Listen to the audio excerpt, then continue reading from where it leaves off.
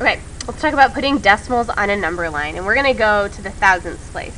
So if I have a decimal that's 2 and 138 thousandths, and I'm going to put that on a number line. Well, for the first thing I need to do is draw my number line, and we know number lines have arrows on the end because we know they go on for forever. And I also need to find my two ending points, or my two benchmarks, okay? So this number, this 2 and 138 thousandths, has to fall between these two benchmarks on the number line. Well, I know both benchmarks are going to have 2 holes, and I also know that both benchmarks are going to have 1/10. So I'm going to go ahead and put those down. Now I'm looking at this 38, okay?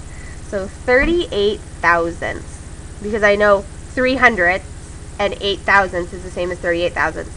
So I'm trying to think, 38 thousandths are between what 2 thousandths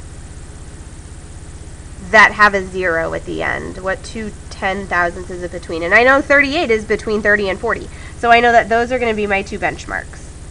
So I have 2 and 130 thousandths, and I have 2 and 140 thousandths. Now I'm going to put that 0 all the way out to help me out. Now I need to find my middle point. So I'm trying to think what number is exactly between these two benchmarks. I know it's going to have 2 holes, and I know it's going to have 1/10.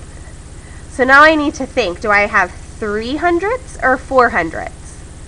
Well, I know everything over here is going to have 400ths, so I think everything between here and here is going to have 300ths.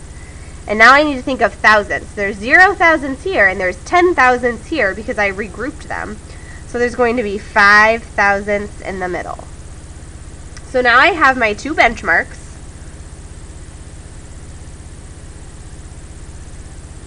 And I have my middle point.